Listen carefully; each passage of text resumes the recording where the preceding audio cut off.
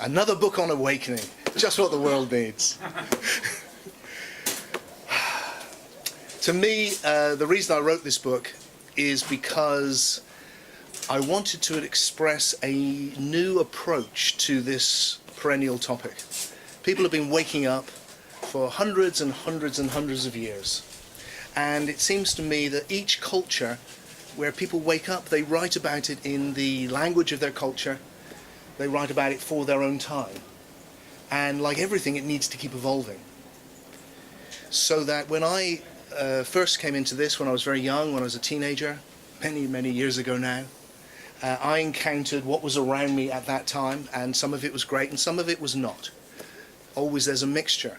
And it feels like the job now is to try and articulate a way we can understand awakening, which makes it accessible and understandable now. So this is a work I think I've been heading towards doing for a very, very long time, and I've tried to make it as succinct and as direct as possible. And the essential message is very simple. It's that what we experience depends on how conscious we are. It's obvious. So that if you're looking just on the surface of life, and we all do that, then you experience life superficially.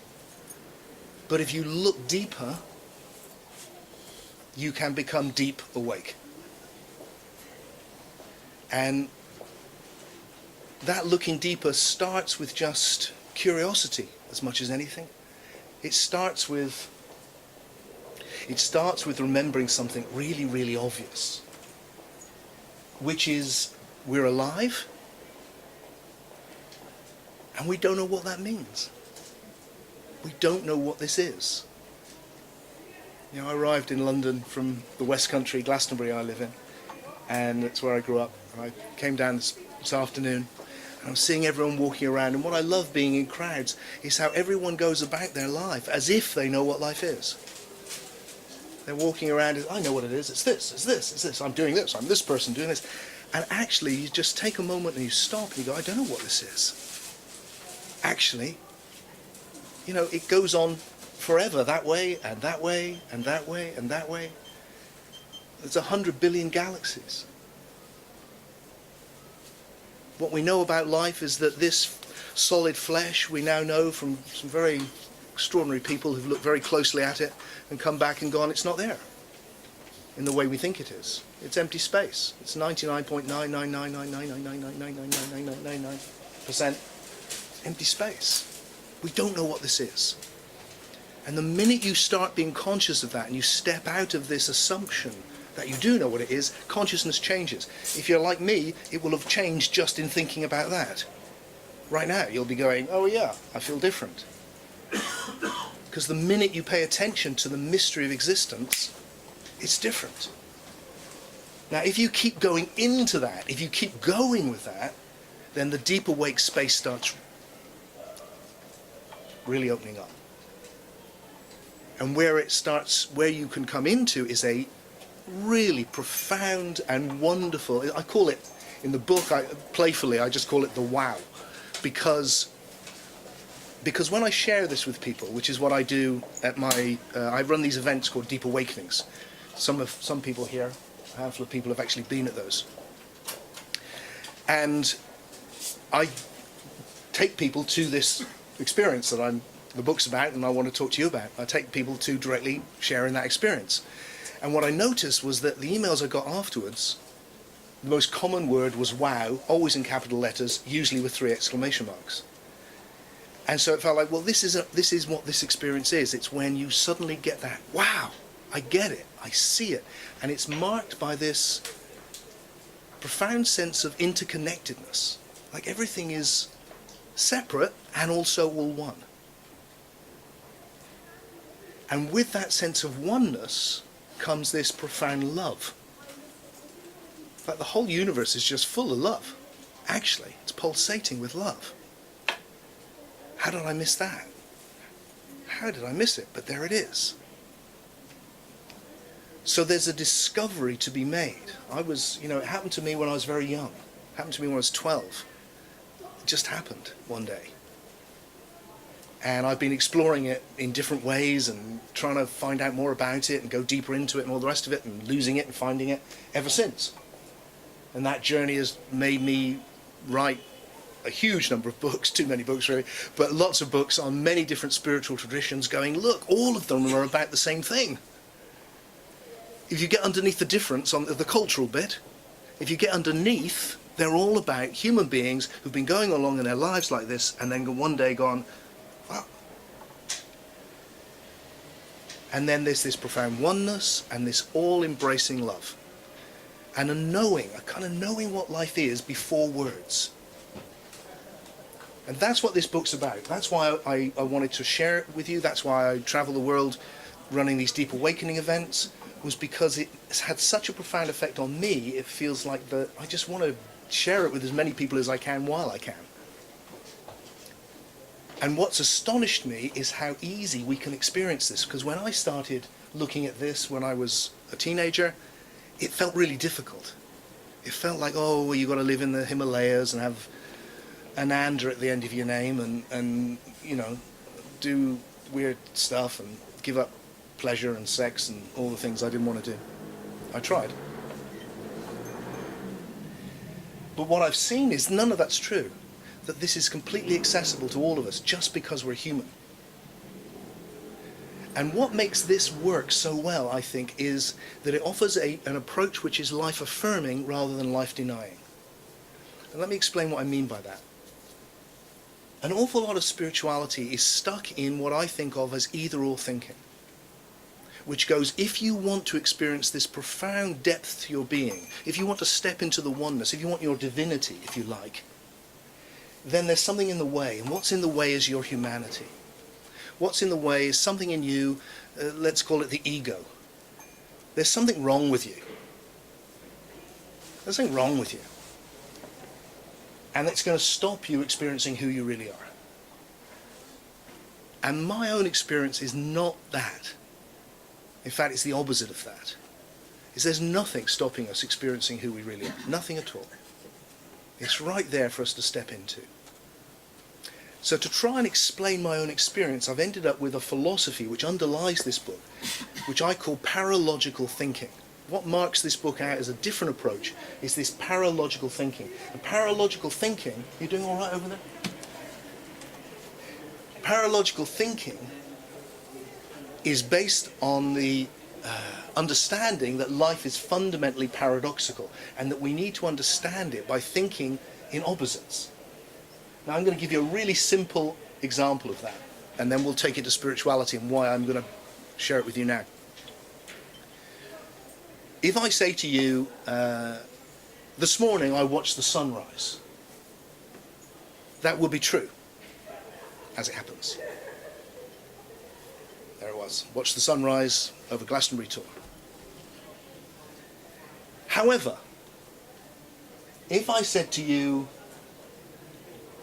look, actually, the sun doesn't rise. The earth is a sphere going around the sun. There is no sunrise. That would also be true. So it is true, both true and not true, that I watched the sunrise this morning. And if you can understand how both can be true, you've got a deeper understanding than if you thought it was a choice between one or the other. That's an example of what I call paralogical thinking, of understanding that to see the depth of a situation, we often need to see it from opposite perspectives at the same time, which don't contradict each other, but actually inform each other. An example I love, which I talk about briefly in the book, is light, this stuff. You know, 100 years ago, Niels Bohr and the early quantum physicists went into what's the nature of light. And what they discovered, very interestingly, was if you set up an experiment one way, this is a famous double slit experiment, you set it one way and light performs as if it's individual particles. But if you set it up another way, it behaves like a wave. And Niels Bohr and the quantum physicists were faced with this logical paradox. Well, it's one or the other. And what they did in a very visionary way, he came up with a theory he called complementarity, which is really the same as my paralogical thinking in physics. And he went, look, it's both. How can it be both? Well, it just is. It just is. Look at it one way, and it's one wave. Look at it another way, it's individual particles. One way, it's all one. Look at it another way, it's all separate. Now, I think that really helps with this, with spiritual awakening. Because it seems to me that that is also true. Now, look at it one way, we're all separate. Look at another way, we're all one. Which is true? They're both true. They're both true at the same time. Now, I've witnessed and was a part of, in some ways, the explosion of what gets known as non-dual or neo-non-dual thinking, which is, I mean, now, Jesus, it wasn't that long ago, I didn't know anyone really who was involved with non-dual spirituality. It was a really fringe thing, and then it became, a lot of people became interested. That's fantastic. Had another side. And the other side was there was something fundamentally life-denying about it. Because what I started to hear from people was separateness is an illusion. There is no separateness. Your individuality is meaningless. Whereas my experience of awakening is the opposite of that. Is that your individuality is just as real as the oneness. They're two sides of one thing. It's like saying the wave is real but the sea isn't, or the sea is real and the wave isn't. So that what I think allows me, when I run these deep awakenings, we get together, you know, wherever it is, Mexico or Tokyo, or it doesn't matter. And there's maybe 30, 40 people. And my aim is to give everyone that wow, so they feel the love. Not as like, I get it, but like, oh my God, I get it. I get it. To really feel that, how powerful that experience can be. And why I think so many people do is because my approach is to go, look, we are both of these. So if you look at Tim, you will meet a paradox that is my identity. On the one hand, I'm Tim, and if you look deeper, you'll find my essential nature, which is vast. And the same is true of you. Not one or the other. And not one that's wrong and one that's right, but both at the same time, coexisting. Let me just talk a little bit about what those two natures are. This is probably the most central message of the book. Your very nature as a human being is a paradox. It's paralogical. And you can see it now. Let's do it tonight, in this next quarter of an hour. You can get this now. Just pay attention, and you will see immediately something obvious, which is you are an object and you are a subject. You're an it and you're an I. Both. Aren't you? Okay, so here's the it. This is my it. There's your it. You can see it, you can hear it, you can touch it. Bodies. Very cool. Everyone should have one. I love bodies. That's the it. Fantastic. Our humanity. There it is. What's the I?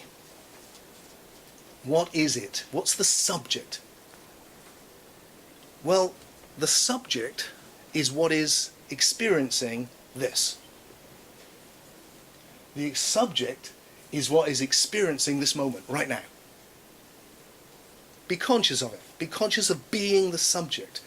The subject is experiencing the body. But it's not the body.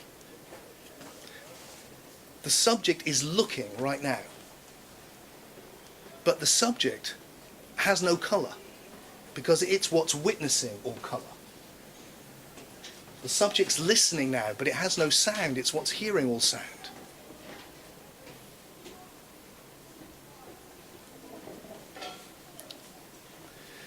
Okay, I'm now going to tell you what I believe is the deep secret in every single mystical tradition that's in this marvellous shop. The essential idea you find in all forms of deep mysticism is this. Your essential nature is formless. The subject is formless. The it is form, the I is formless. What you are is formless awareness. The traditional word would be something like spirit or Atman or Buddha nature. You are a presence which you experience purely as being. That sense you have right now of I am, which is experiencing the body, which is experiencing looking, which is experiencing listening and touching and feeling. It can't be touched or heard or felt. It is a formless presence. Now that sounds pretty weird, so I'm going to give you an analogy to get that. If I said to you, look, think about dreaming. Think about when you dream at night, because you will see that when you dream, you have a paradox to your nature. On the one hand, you're the thing in a dream. You're an object, you're a body, you're it in your dream. But your deeper nature, what you are, is the dreamer. Is the awareness within which the whole dream is arising, and it has no form, or it's all form. It's not in the dreamer, isn't in the dream. The dream is in the dreamer. This waking up is seeing that what we're in right now is similar. Not the same, but similar. Comparable. That right now, your deepest nature, your I, is like the formless awareness in a dream. It has no shape, it has no place. It's everywhere and nowhere, right now. And then there's it. Now, I'm aware of how short we have. The great thing about this approach, whether that makes sense to you right now or not, or you mainly, hey, I know a very good book on it. You can. The great thing about this approach, for me, is that it doesn't go, look, it just says, let's be authentic together. Let's be who we are together. For real. So what I do at my Deep Awakenings is to say right from the start, let's just be authentic. Which, what does that mean? Well, that means you will meet me, and Tim is Tim. He's a vulnerable human being. He could be here now, gone tomorrow. He could be gone in 5 minutes. And he's, I really hope for this hour we're going to spend together, he will be of interest to you. But if you lived within 24/7 like I do, he would drive you nuts. And I suspect that's true of all of us. I suspect you might be the same. Is it just me? I doubt it. That's the paradox. We're all like that. So look, I can be Tim. I don't have to pretend to be something I'm not. I don't have to put, I actually am up on a pedestal, but I, wouldn't normally be. There's a naturalness to that. And we can connect, so we can be with each other and see through to this deeper thing. Because one of the techniques I explore in the book, and it's a technique which I've been pioneering for 15 or 20 years now, is a simple meditation technique which has become very, very popular just of late, I'm glad to say, which is gazing. Because what strikes me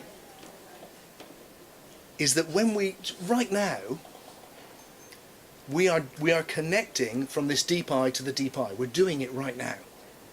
It's like when you look in somebody's eyes, when you look in my eyes, you see your face, you see the it. But what you're connecting with is the I, which you can't see, can you? When you look at me, you see my face. There it is, a 57-year-old guy with all that experience and, worry there, happiness there. There's Tim. And then behind this, there's a whole soul, there's a psyche, there's a personality. And there's Tim and his hopes and his dreams and his experiences and his success and failure and memories and all of it. And that's there. You can't see that. And then way back, if you look deep enough, there's another conscious being looking back at you. So that when we look at each other, conscious being which can't be seen is connecting with conscious being that cannot be seen through looking. Can you get that? Isn't that far out just to see that? It's happening now through sound, the same.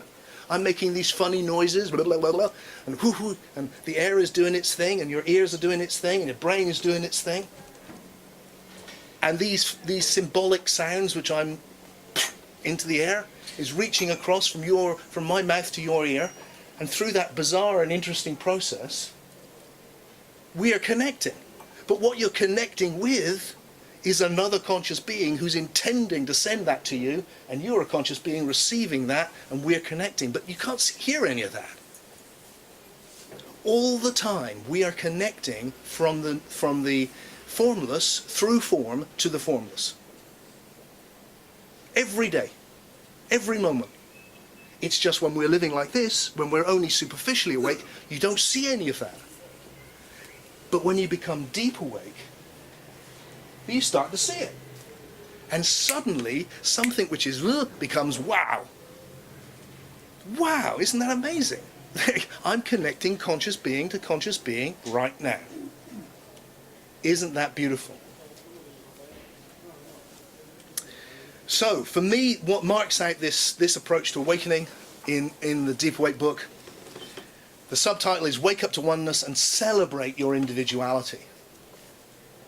The back cover says, know yourself and show yourself. To me, it just doesn't feel good enough anymore, or healthy even, to have a spirituality which goes, there's something wrong with you. It's like, yeah, there is, big deal, there's something wrong with all of us. Of course there is. And you know what? If I want to be a better dad, then there's probably ways I could be better. If I want to be a better husband or a better friend or a better human being, generally, I suspect I will be growing, hopefully, in wisdom to do that as long as I can breathe. But to wake up to who I am, that's already there. And what happens is the more I wake up to these depths, the easier it becomes to make the journey of Tim. Partly because there's a deep safety to this. It has no form. It's completely safe. So the more I'm conscious of the depths of my being and how safe I really am, the more I can take the risk of being Tim. Because it's okay.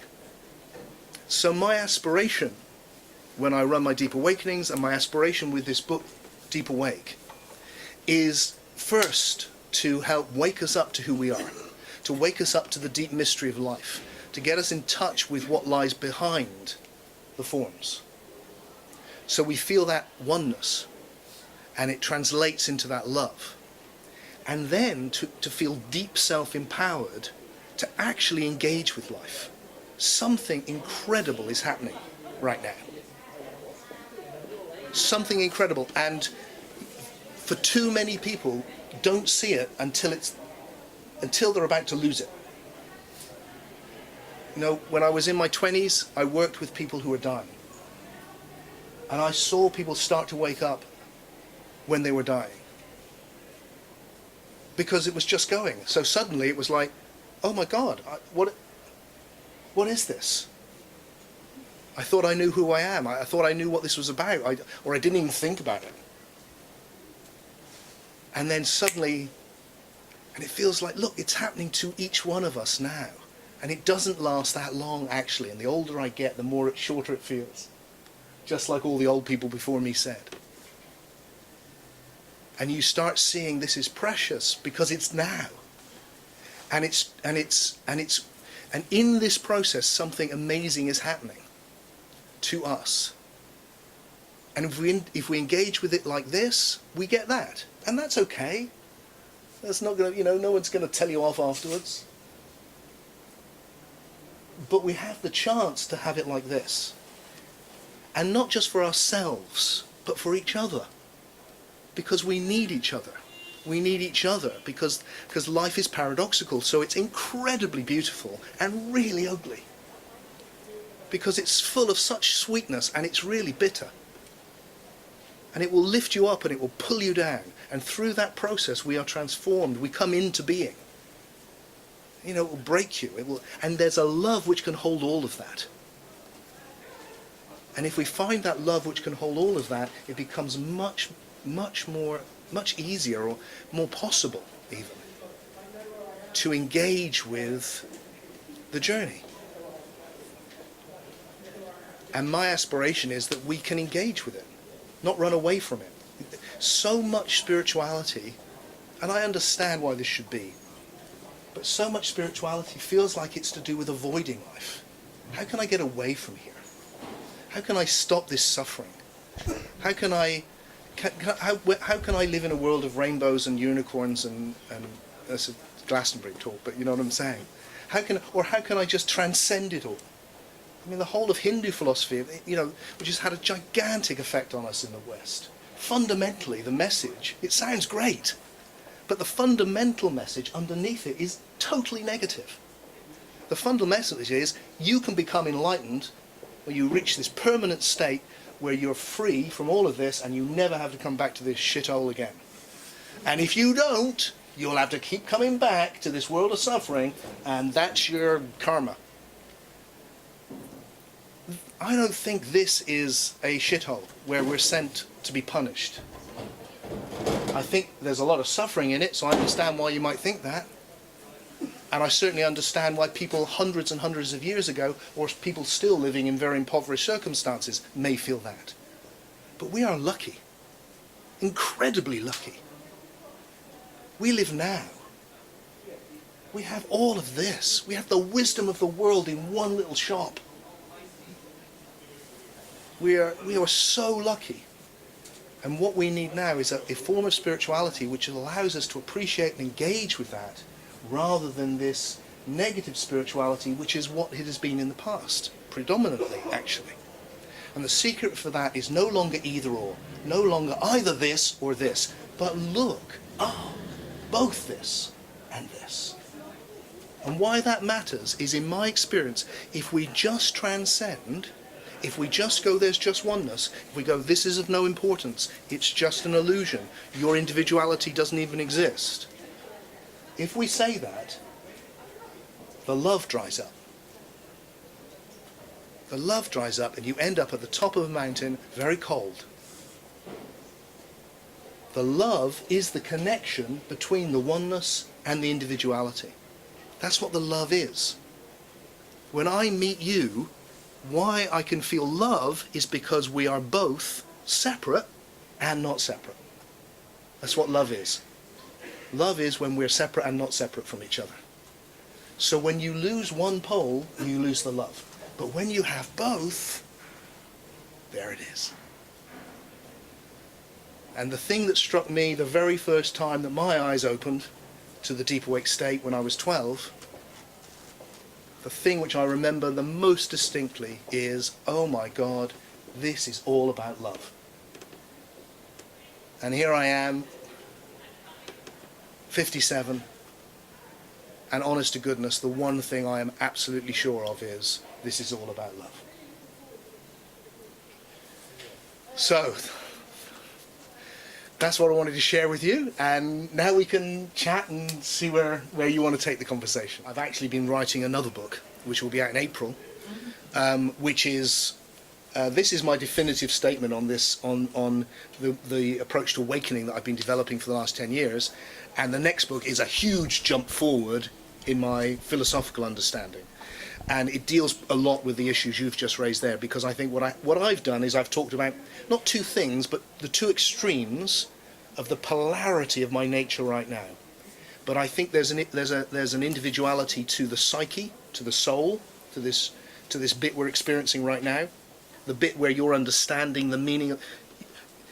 You hear the sound of my voice in body, that's something physical, but you understand its meaning in psyche, in soul.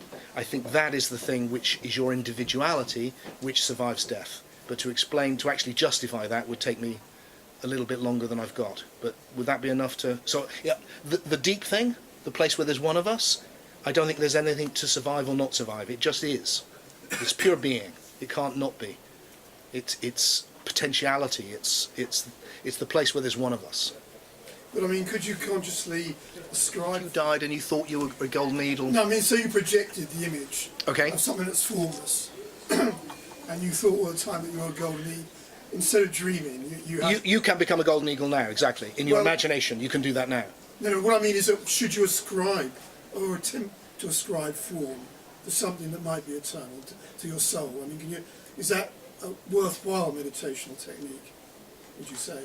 I'm not sure. I'm not sure, my friend. I'm not sure. I think you can already do it in your imagination, and I think it's what you call your imagination, what we call soul, which survives death. So the issue around death, this is a really big thing to jump into right now. You okay with this? We're going to just 5 minutes on death. Hey. The essential question with death, it always feels to me, is, look, the body's going to die. I don't think there's anything, apart from a handful of immortalists, most of whom are dead now. Then, you know, most of us accept the fact that it looks like this is going to go. So the question is, there's another thing happening now. Now, there's three, traditionally, in spirituality, I don't deal with this, we're stepping beyond the issues in my Deep Awake book now, but traditionally there are three parts to who we are, and I think there clearly are, which is there's a body, there's a soul, and there's a spirit. The spirit is what I mean by the Deep Awake formless, the place where there's one of us, the Atman, the Buddha nature. The body is obvious, the soul is the thing you're experiencing right now. It's the place where all the action, you've all been sitting there, your bodies have been very polite and just sat there, but all the action has been in soul. All the action has been in psyche. That's where you've understood the meaning, that's where you've questioned it, agreed with it, not agreed with it. Your imagination. You experience, it's the most important thing about you, isn't it? That. So the question with life after death is simply, when this bit of you dies, does that bit carry on? Does the thing which is not in space, which has no material form, which isn't made of matter, when the bit that is in space and is made of matter, when that decomposes, does the bit of you that isn't in space and isn't made of matter, does that survive? And I, for reasons I'm not going to go into tonight, unless you really push me, I don't think it does die. I think there's every reason to believe it continues, and that's important. And that's another reason to make the most of this, because it feels like, you know, what we're doing now affects that, it affects what happens to us when we die. Well, I mean, to take your argument. The questions on death, because I feel like I'd like to get back to this book, but what I would like to do, and I would love this, is I'm hoping that I've been good enough tonight that the kind people at Watkins will invite me back in April for my book Soul Story. And then I would love to get into these issues, because I'll be able to talk about the philosophy which enables me to give an answer to that. Here, is that okay? Yeah. April. You know, there's a lot often said about the limitations of language with spirituality. I've said it many times in my own books. You know, oh, you can't describe this. And I've started thinking about that, and, you know, in a way it's true, but in a way I think it's just true of everything. You know, the famous old Hindu story about how would you explain sweetness to someone who'd never ate a mango. You know, it's like, actually, everything is about shared experience. So if I say to you, look, there's a wow and there's oneness and love, and you've had that experience, you just go, yeah, got it. And if you haven't, you're like, kind of know what the words mean, which is why what I in my primary aim at the Deep Awakening retreats is to give someone that experience. I don't give it to them. They, you know, it arises within them. It's not me. I don't, you know. It's like we bring it to each other. And because once you've had that, you know from then on, you know, you'll forget, but you'll remember again. So that, and then when somebody says about it, you know what they mean. So all of language works on shared experience. That's the nature of what language is. So there is a limit, but it's a general limit. So the most important thing is we get the experience. Yeah. One of my heroes is the Gnostic Paul, and one of the things he always talks about is the idea that love replaces law.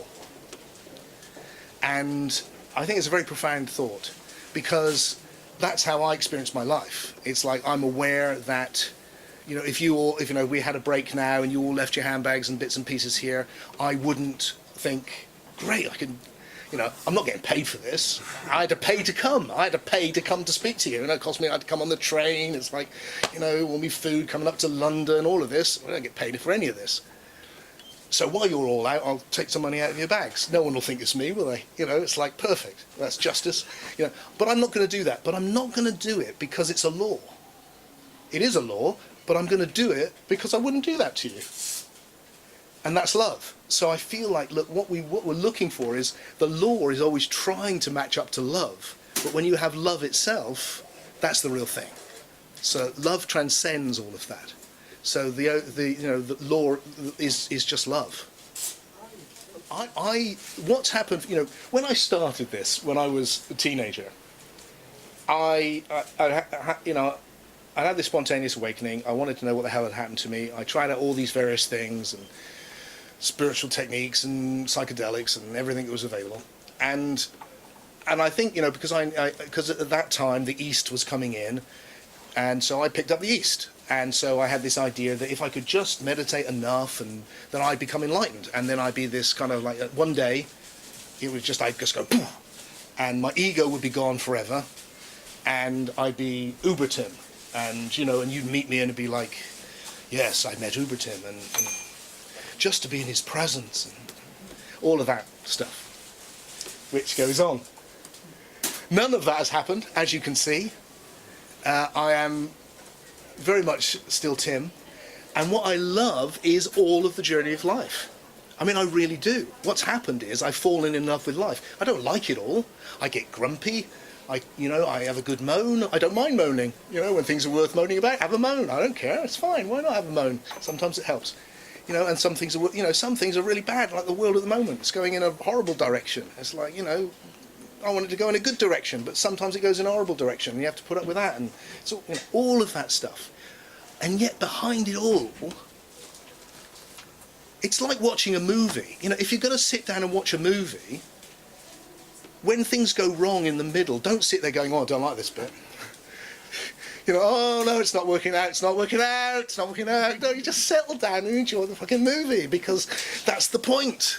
You know, if you went to see a film and it started really well, and then everything kind of worked out fine and ended happily ever after, you just go, as a rubbish movie.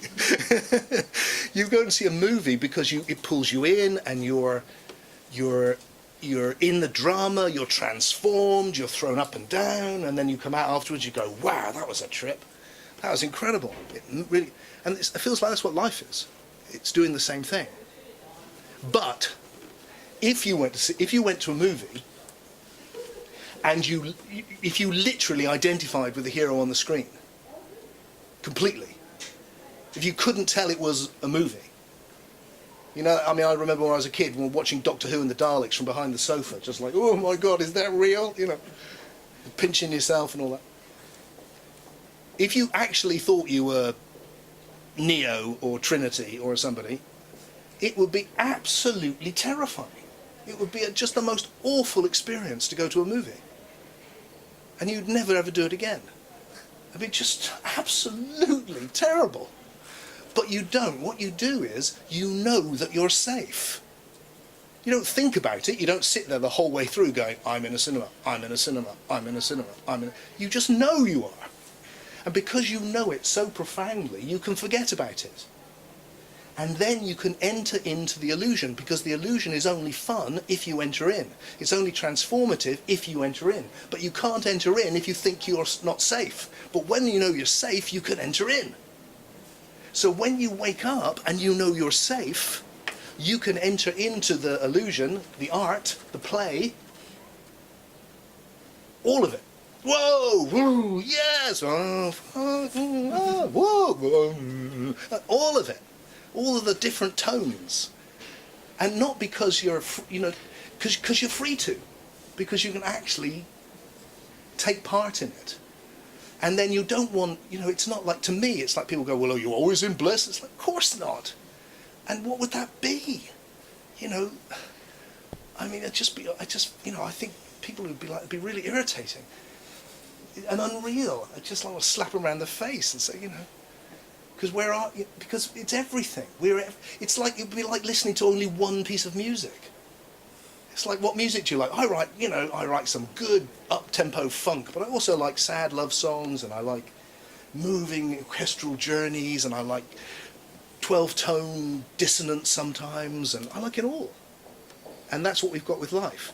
The difference that the awakening makes is not that it all becomes one thing and bland and fixed. It's that actually I think it allows the variety of personality to really express itself, because you know that there's something safe, and because you see what's in front of you, and you see the people that are in front of you, and you can fall in love. I tell you, one of the things that made, was feeling. My mum died 3 years ago. 2 years before that, my dad died. I sat with both of them through the whole process. It was shit. Broke my heart. It was really hard. My dad would lie there, he had a stroke, he could move one arm like that. And he'd lie there at some points and he'd just go, help me, help me, help me. Horrible. And all of this meditation and this deep awake, and it didn't take it away. It didn't make it okay. It didn't. But it wasn't either or. Because what I felt was, when I'd sit with my mum or my dad, was that there was this love as well. That the love was so big, it held all of that. It didn't make it not shit. It just made it something else as well. So there was a kind of bittersweet poignancy to it all. There was a beauty sometimes, actually. You may have had this, a magic even would happen. Amazing things would occur. Beautiful things would occur. In the middle. So it was really awful, and it wasn't awful at the same time. It was okay, and it wasn't okay. And it wasn't a choice between the two. They both could sit completely happily together. So that and what I could see was this love, it holds everything. And that's what makes it what it is. It just holds everything. So whatever we experience, it holds it. Without taking it away. It just holds it. Does that make sense? That's the sense of the eye. Because, the eye is experiencing all of that. But the experience of the I in itself is simply of being.